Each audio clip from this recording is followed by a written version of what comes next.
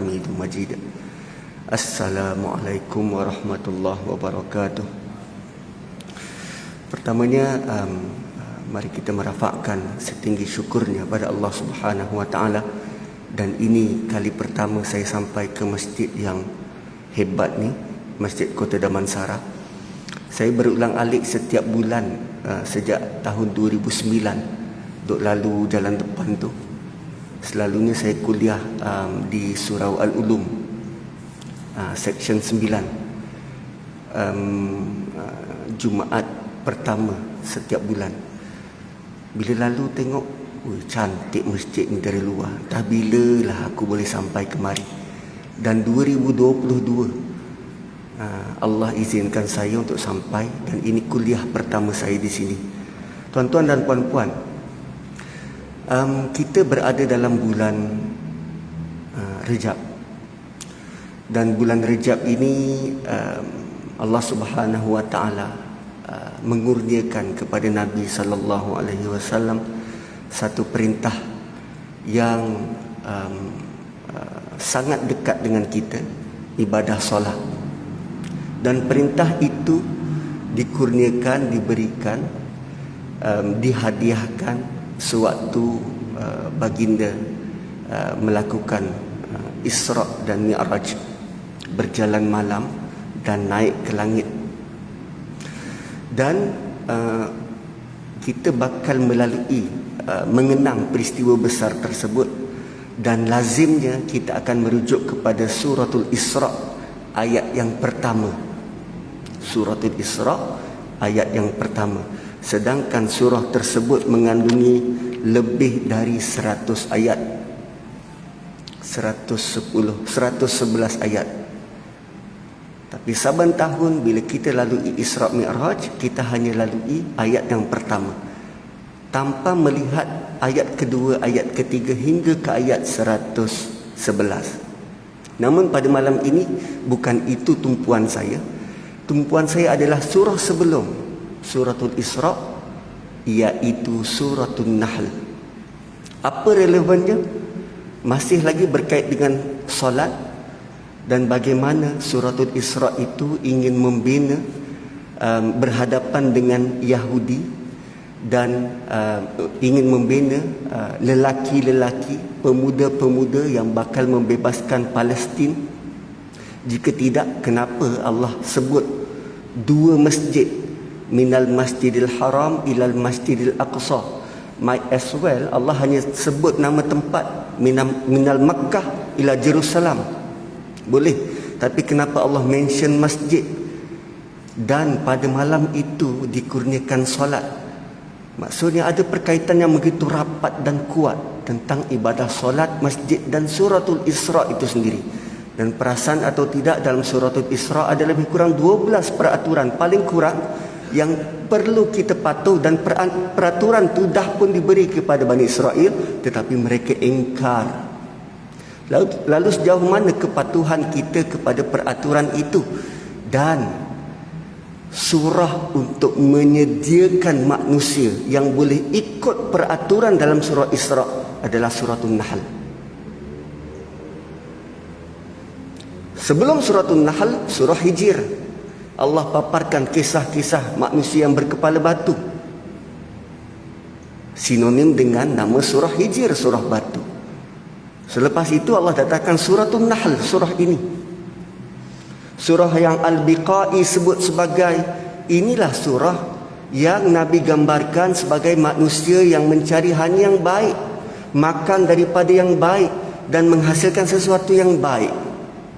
Seperti mana lebah yang hanya melihat benda yang baik, mencari sesuatu yang baik, makan dari benda yang baik, dan menghasilkan sesuatu yang bukan sekadar baik tetapi syifa kepada manusia.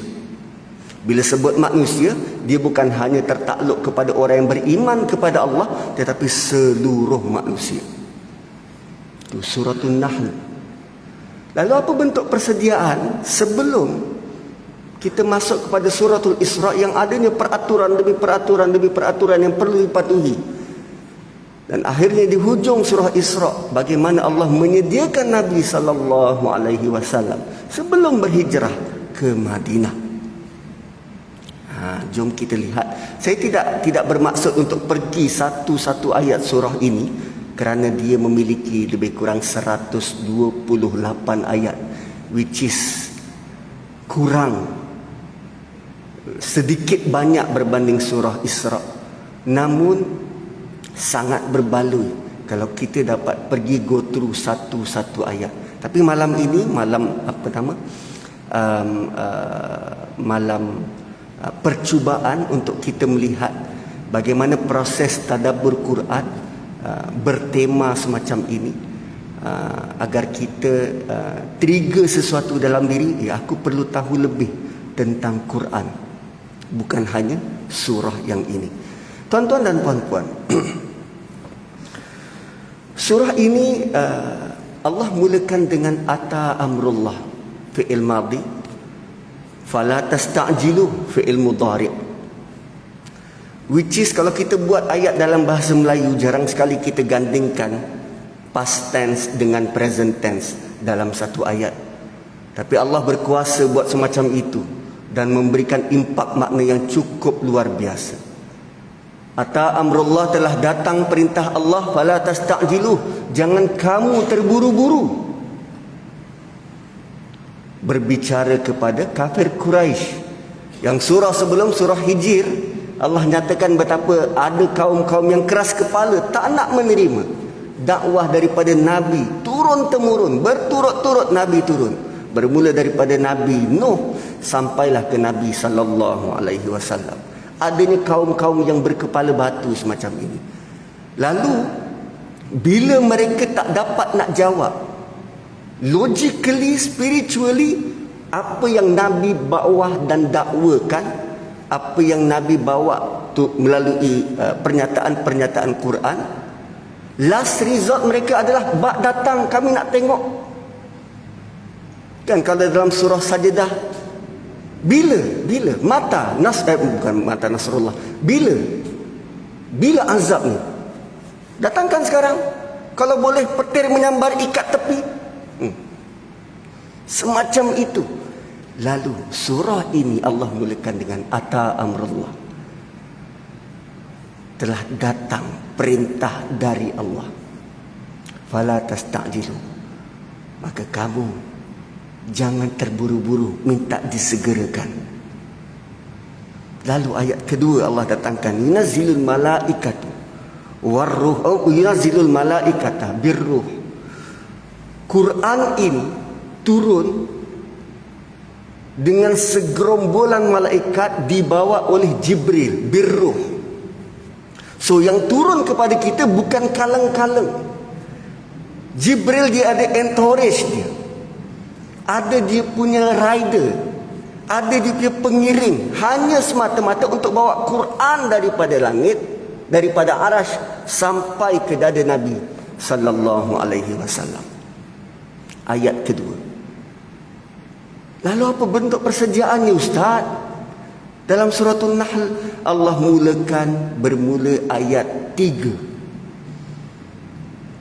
dan dia extend sampai ke ayat 16. Bermula ayat 3, Allah suruh kita, orang yang membaca Quran, kafir Quraisy pada waktu itu, cuba perhatikan apa yang Allah sediakan untuk kamu. Khalaqas samawati wal ard, khalaqal insan wal an'ama khalaqaha walakum fiha jamalun hina turihun. Allah bagi tahu kami cipta bumi dan langit. Kami cipta engkau itu daripada nutfah setitis air.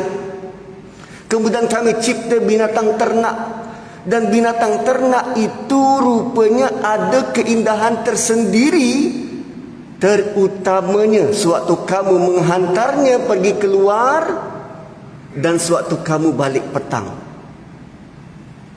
Wow. Kenapa Allah cerita semua tentang penciptaan, apa yang ada dekat keliling kita, instead of Allah bagi tahu peraturan demi peraturan? Tapi kali ini Allah datangkan sesuatu yang dalam bentuk kita kena keluar dari masjid, pergi ke ladang, pergi ke kebun, tengok langit, pergi hospital, tengok tubuh badan kita, struktur tubuh kita, dan Apa tujuan ni semua? Allah nak supaya kita jadi manusia yang sensitif. Lihat keliling. Bila kita tak perasan apa yang berlaku dekat keliling, hidup kita hanya sekitar aku dan aku. Apa lagi aku nak capai? Akhirnya jiwa kita tidak sensitif, tidak melihat apa yang Allah sediakan untuk kita. Lantas kita sangat banyak miss the moment. Bukankah dalam suratul Rahman Allah sebut tentang bagaimana kamu perlu lihat langit itu, maka ingat keseimbangan. Kamu perlu the minimum requirement untuk berlaku adil. Maka untuk adil dan seimbang, lihat langit. Wow, itu suratul Rahman. Dan kalau kita nak go to the detail, wal an'ama khalaqaha, binatang ternak itu kami ciptakan. Dalam surah Al-Ghashiyah, Allah datangkan satu pernyataan yang begitu mengejutkan secara tiba-tiba. Setelah Allah cerita tentang neraka, Allah cerita tentang syurga, tiba-tiba Allah tanya pada kita, afala yanzuruna ilal ibili kaifa khuliqat. Kamu tak tengok ke macam mana unta itu dicipta? Kerana Malaysia tak ada unta, maka kita pun terpinga-pinga unta. Lalu kita pun Google. Dan maklumat yang kita Google itu maklumat yang mungkin spesifik dan mungkin terlalu umum. Namun orang yang membesar kan bergelumang dengan unta, maka bila dia baca surah Ghashiyah, start dari ayat pertama, dia dah tahu kaitan dengan unta. Unta binatang padang pasir yang bila dia berjalan, bermusafir, tengah-tengah panas terik, jumpa air dan tak ada option air sejuk. Air tengah padang pasir panas, air musyammas, dan unta tak ada masa untuk tunggu air tu sejuk, dia kena teguk juga. Itu yang digambarkan awal surah Ghashiyah. Ahli neraka tak ada pilihan lain, dia terpaksa minum daripada air yang panas menggelegak. Dan padang pasir, apa makanan ada? Arain ada. Sekarang adalah dulu. Yang ada mungkin buah-buahan berduri. Waktu dia kering, dia sangat pahit. Waktu dia basah, dia sangat beracun. Itu makanan unta.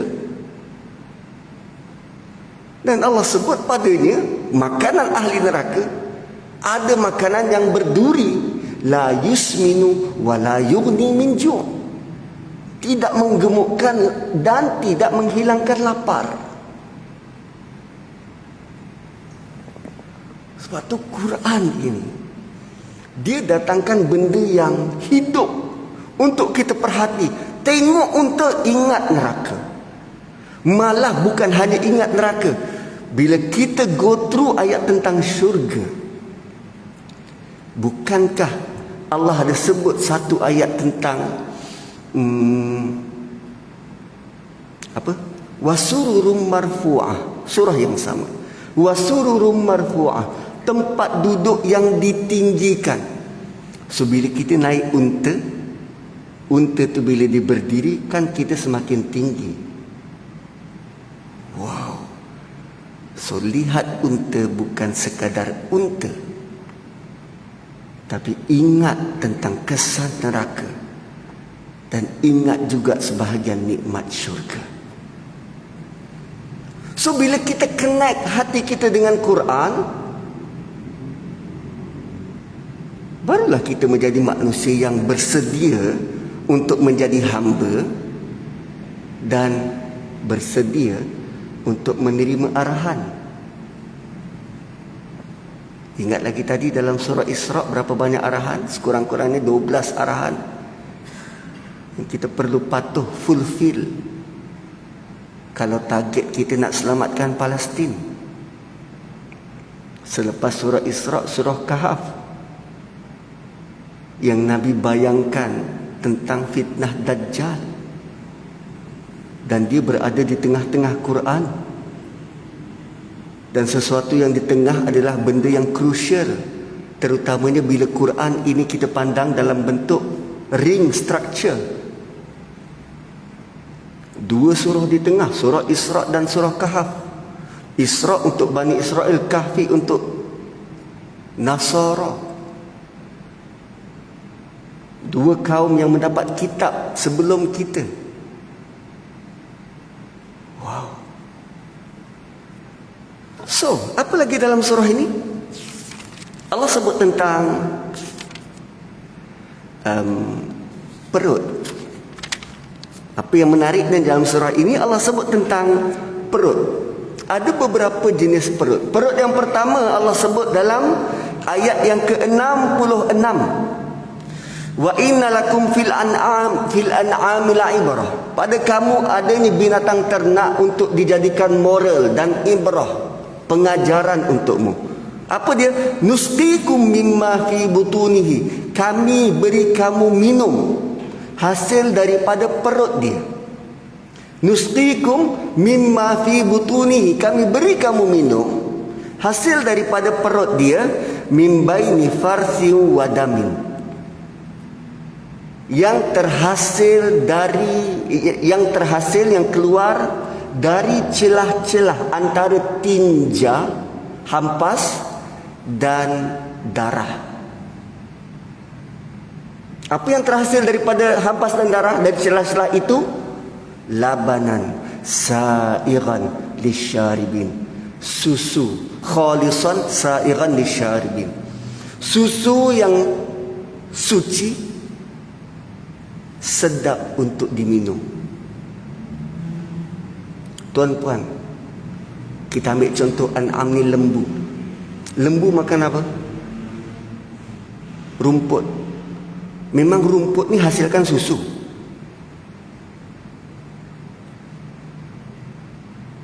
Kan? Kalau rumput hasilkan susu, Dumax tu,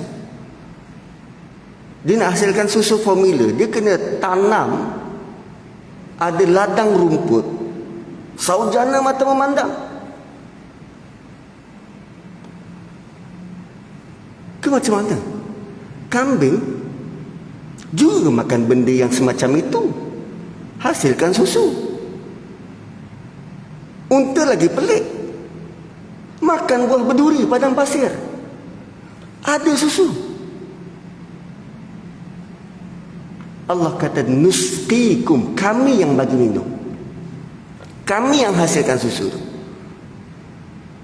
So apa yang keluar daripada perut lembu? Air, ready to drink, sedia untuk diminum. Itu perut pertama. Perut kedua, beberapa ayat selepas itu tentang lebah, ayat 69. Yakhruju min butuniha syarabun mukhtalifun alwanuh. Kami keluarkan daripada perut dia syarab, minuman, mukhtalifun alwanuhu, pelbagai warna. Fihi shifa'un linnas, padanya ada penawar untuk manusia. So perut pertama perut lembu, perut kedua perut lebah, keluar padanya madu yang boleh jadi penawar. Tadi air susu yang sedap diminum, yang kedua madu yang jadi penawar. Dua perut. Kedua-duanya, apa yang keluar dari dua perut ni suatu yang bermanfaat. Kemudian Allah sebut perut ketiga, tapi jauh, beberapa ayat jauh selepas itu, pada ayat yang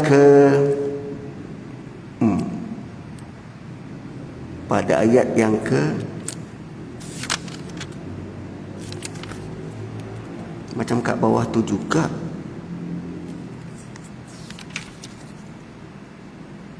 pada ayat yang ke-78. Tadi 66, 69, ayat yang ke-78. Perut yang ketiga ni Allah kata wallahu akhrajakum min butuni ummahatikum la ta'lamuna syai'a. Allah keluarkan kamu dari perut ibumu, tak tahu apa-apa. Perut pertama boleh dimanfaatkan, perut kedua boleh datangkan manfaat, perut ketiga bawa beban. Allah sedang buat perbandingan kita dengan perut yang lain. Sama-sama keluar dari perut, tapi dua contoh sebelum ini bawa manfaat, ready to deliver. Kita perlu sedar diri, kita keluar dari perut ibu tak tahu apa-apa. Kemudian waja'ala lakumus sam'a wal absara wal af'idah. Setelah daripada itu barulah kami jadikan kamu mendengar, melihat dan mempunyai keazaman, kekuatan hati, afidah, hati yang teguh, hati yang kuat. Wow. Kita tak perhati lagi ke macam tu? Benda lain keluar daripada perut terus boleh bawa manfaat. Takkan kita keluar dari perut tak hasilkan manfaat apa-apa? Malah Allah kata la ta'lamuna syai'a, kamu tak tahu apa-apa. Dan sebelum Allah cerita tentang perut yang ini, beberapa ayat sebelum itu, pada ayat 58, Allah kata wa idza busyira ahaduhum bil unsa dhalla wajhuhu muswaddan wa huwa kazim. Bila kami beri hadiah kepada kamu dengan anak perempuan yang juga keluar dari perut, berubah mukamu, menahan kemarahan. Sedangkan yang keluar daripada perut unta, engkau happy untuk minum. Keluar dari perut lembu, seronok untuk diminum. Keluar daripada perut lebah, engkau nikmati madu dia. Tapi bila anak perempuan keluar dari perut, engkau marah. Itu jiwa yang sensitif, yang perlu disediakan sebelum masuk ke dalam surah Isra. Jiwa yang melihat alam ini ada kaitan dengan aku. Alam ini bukan sekadar Allah cipta, okey ada matahari terbit daripada timur tenggelam di barat. Itu dia. Aku pergi kerja, balik kerja. That's it. Bukan hanya sekadar itu. Tapi Allah hanya datangkan contoh perut bagi kita rasa, ya Allah, begini Quran mengajar kita. Kemudian apa lagi ayat yang menarik dalam surah ini? Allah datangkan ayat 90.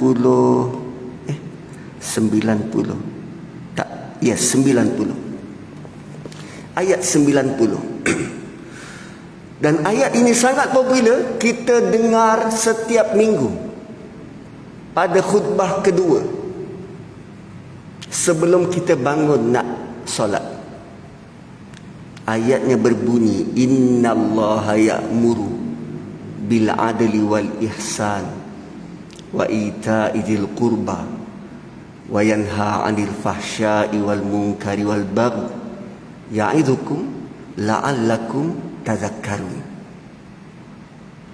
Lepas tu fadhkurullahal azim yadhkurkum washkuruhu ala ni'amihi yazidkum was'aluhu min fadlihi yu'tikum wa la dzikrullahi akbar wallahu ya'lamu ma tasna'un.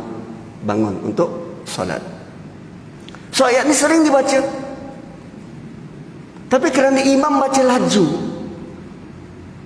maka tak ada impak pada hati yang mendengar khutbah, terutamanya bagi mereka-mereka yang penat kerja daripada pagi, waktu khutbah Jumaat itulah tidur paling nyenyak.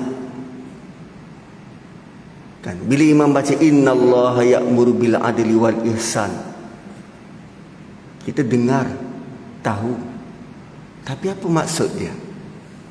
Sungguh Allah memerintahkanmu untuk berlaku adil,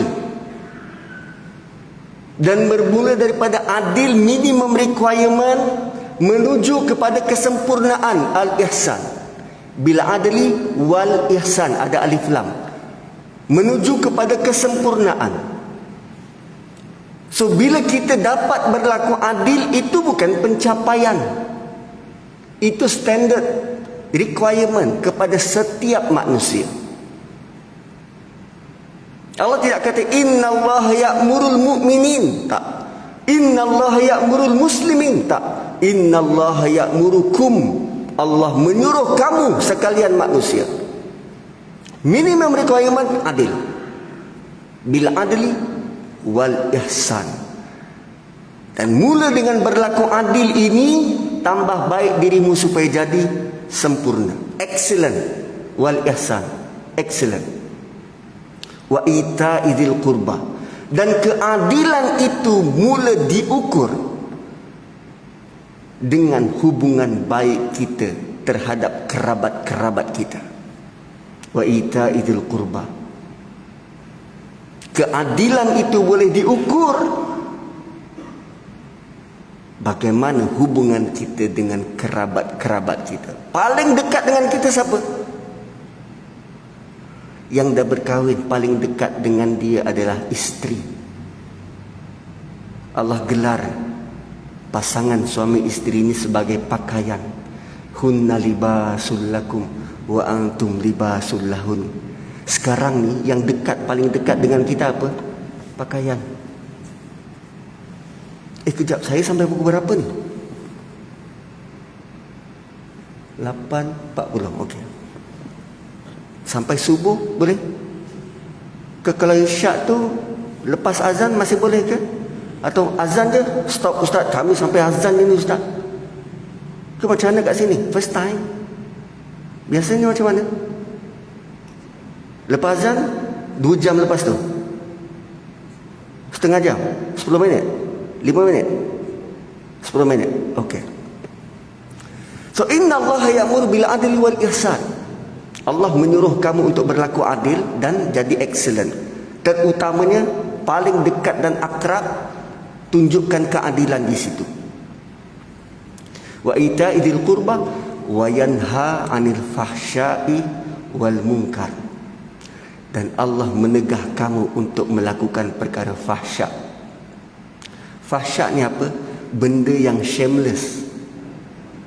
Melihat porno, kacau anak dara orang, kacau isteri orang, ada skandal, itu fahsyak. Ingat lagi ayat tentang solat, inna solata tanha anil fahsya'i wal munkar. Wayanha, dalam ayat ini apa? Wayanha anil fahsya'i wal munkar. Oh sama. Tuntutan untuk berlaku adil dan melaksanakan solat, kedua-duanya akan tegah kita daripada buat fahsyak dan mungkar. Cuma dalam ayat ini dia ada tambahan pula, al-baghi. So macam mana dia punya kronologi? Mula-mula dengan fahsyak. Fahsyak ni kita buat sesuatu yang memalukan. Dan kalau kantoi kita sangat malu. Bila kita terbiasa buat semacam itu, akhirnya kita dah hilang rasa malu. Malah kita sangat suka untuk buat lawak double meaning. Tak menghormati maruah orang lain. Bukan tadi Allah suruh berlaku adil, terutamanya adil pada isteri? Dan mana mungkin kita boleh berlaku adil pada isteri kalau kita duk main kayu tiga?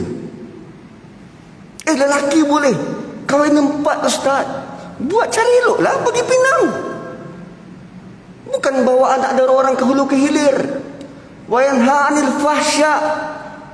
Buat sesuatu yang memalukan. Selepas daripada terbiasa dengan itu, maka dia menuju kepada benda yang mungkar. Semua orang tahu benda itu salah. Menipu, rasuah, merompak, merogol, mungkar. Dan bila dia selesa dengan dua aktiviti ini, dia akan pergi ke kesalahan ketiga, wal baghi.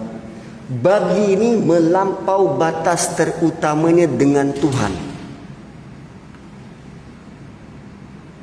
Bila dia dah selesa buat dosa, akhirnya dia rasa, kenapa aku perlu terikat dengan agama? Ini hukum, ini haram, ini tak boleh, ini tak boleh. Persetankan semua, keluar daripada Islam. Baghi. Peringatan besar dan penting dibaca oleh imam, oleh khatib, khutbah kedua setiap minggu, tapi kenapa tak berkesan? Innallaha ya'muru bil adli wal ihsan wa ita'i dzil qurba wa yanha 'anil fahsya'i wal munkari wal baghi ya'idzukum. Allah kata, kami beri kamu nasihat. Bayangkan tuan-tuan, seolah-olah tiap Jumaat kita dengar ada nasihat penting dan besar dari Tuhan. Ya'izukum la'allakum tadhakkarun. Aku beri kamu nasihat bukan supaya kamu tahu, bukan supaya kamu beramal, tapi supaya kamu ingat. Dalam surah ini. Lalu kalau suratul Nahl kita tak faham dan tak buat persediaan, mana mungkin kita boleh lahirkan generasi yang bakal membantu Imam Mahdi, membantu Nabi Isa menentang Dajjal? Kalau kita tak mulakan dari sekarang, kita nak harapkan anak siapa jadi pembantu tu? Atau kita rasa dia boleh terbina sendiri automatik? Apa yang kita khawatir adalah takut cucu cicit kita nanti penyokong kuat kepada Dajjal. Sebab kita tak prepare, tak mulakan.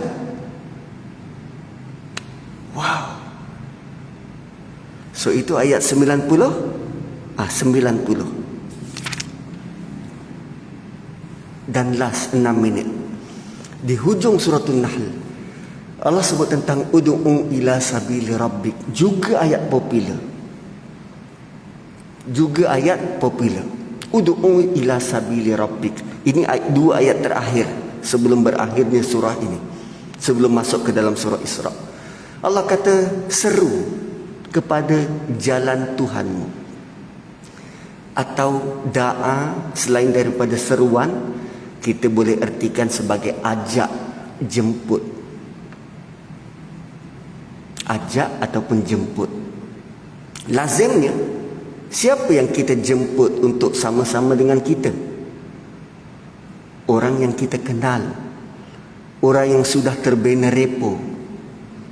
Jarang-jarang kita berdiri dekat depan pintu masjid, tak siapa-siapa yang datang, jom, marilah ke rumah saya. Jarang-jarang. Orang yang kita ajak lazimnya orang yang kita kenal, biasa sudah terbina repo. Sebab kita tahu bagaimana nak susun ayat dengan orang yang semacam itu. Tapi orang tak kenal, dan selalunya bila kita ajak orang menuju ke satu destinasi. Tapi ayat ini Allah tak letak destinasi. Allah cuma kata sabili rabbik, jalan Tuhanmu. Allah tak kata ud'u ilal masjid, Ajak mereka ke masjid. Atau ajak mereka ke Mekah. At least ajak masuk Islam. Ud'u ilal Islam. Tapi Allah kata, ud'u ila sabili rabbik. Ajak kepada jalan Tuhanmu. Yang jalan Tuhan bukannya destinasi, tetapi dia perlu kepada progres, tindakan, pergerakan, perubahan. Sebagaimana kita melihat kan penjawat awam yang mendukung kerajaan, bila pimpinan tertinggi bawa satu slogan, seluruh jentera dikerahkan supaya rakyat ikut dan bergerak bersama. Dan sekarang Allah arahkan kepada semua orang Islam, ajak orang lain bergerak menuju Tuhan. Atas apa jua kapasitimu. Sama ada orang tu bergerak macam siput, slow and steady, atau macam arnab berlari selaju mungkin bila penat tidur, atau macam kura-kura satu-satu, atau dia naik basikal, atau mungkin dia naik motor. Tak kira, yang penting ajak dia ke jalan Tuhan.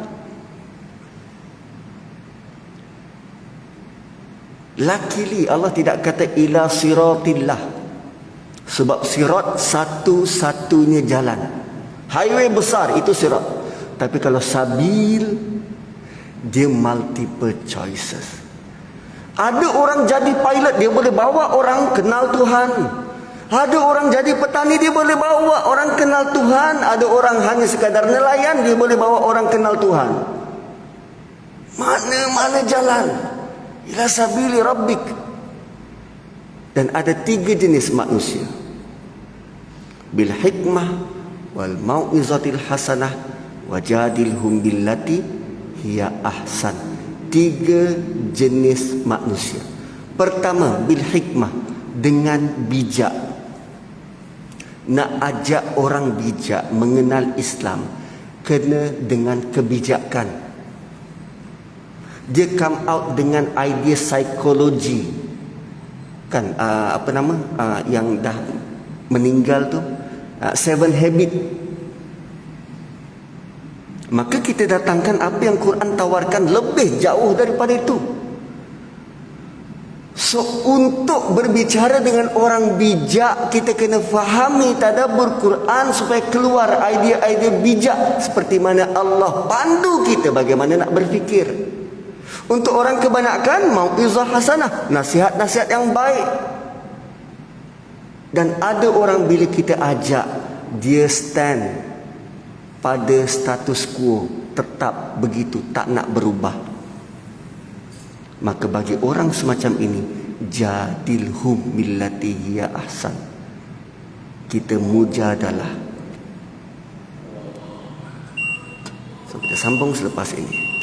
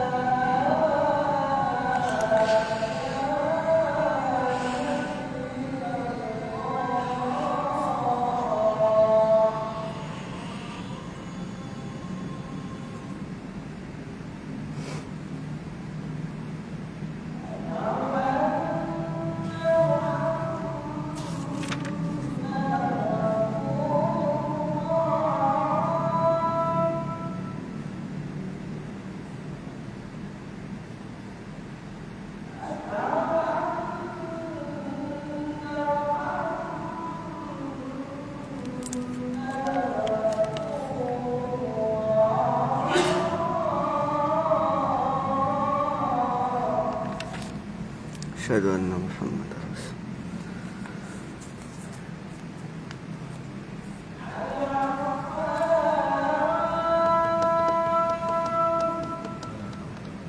La haula.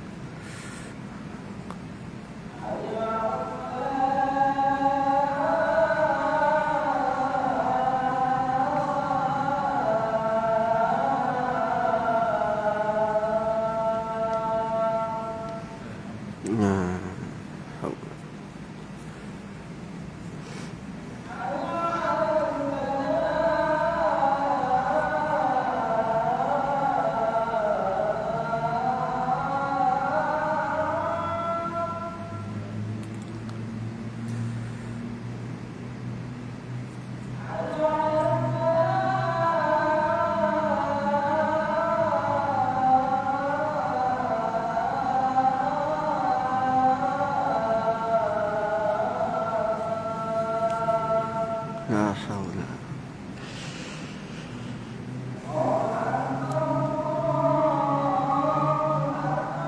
Allahu akbar. Allah.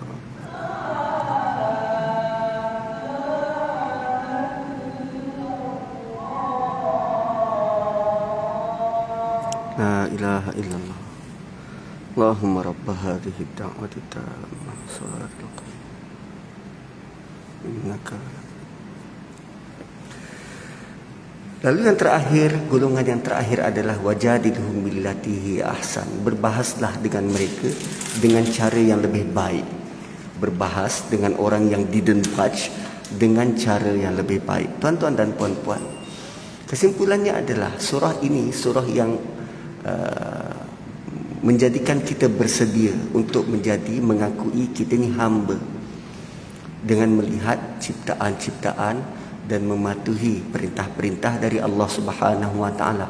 Persediaan sebelum kita menuju suratul Isra. Suratul Nahl menyediakan kita dan membetulkan cara kita berfikir, melihat kejadian-kejadian apa yang berlaku dekat keliling kita, bukannya sesuatu yang kita hanya take for granted, tetapi benar-benar melihat. Contoh yang paling kuat tadi, tiga jenis perut. Dan tuan-tuan dan puan-puan, apa yang perlu adalah di hujung surah ini Allah nyatakan innallaha ma'al ladzina taqaw. Allah bersama dengan orang-orang yang menjaga diri. Takwa bahasa Melayu adalah menjaga diri. Innal ladzina ma'al ladzina taqaw wal ladzina hum muhsinun. Allah bersama-sama dengan orang yang sentiasa berusaha menjaga diri dan sentiasa menambah baik diri dia, self improvement.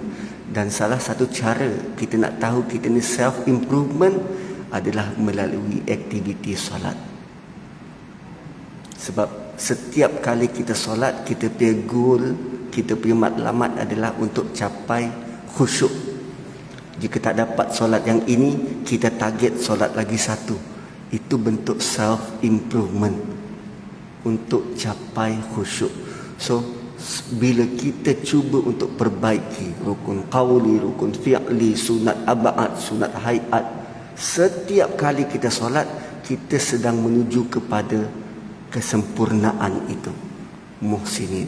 Jadi tuan-tuan dan puan-puan, saya rasa cukup itu dahulu untuk pengenalan suratul Nahl. Dan insya-Allah kalau ada rezeki perjumpaan yang lain, kita akan pergi ke surah-surah yang berbeza mungkin. Kalau untuk Ramadan, suratul Anfal misal kata, which is surah-surah yang jarang kita dengar tetapi sangat related dengan bulan tertentu. Barakallahu li wa lakum. Terima kasih kerana beri peluang kepada saya. Saya Muhammad Nazri Mustaqim, sudah berkahwin 3 orang anak, isteri seorang je. Tinggal di Putrajaya, bekerja di Kuala Lumpur. Dan saya salah seorang imam di Masjid Negara. Assalamualaikum warahmatullahi wabarakatuh.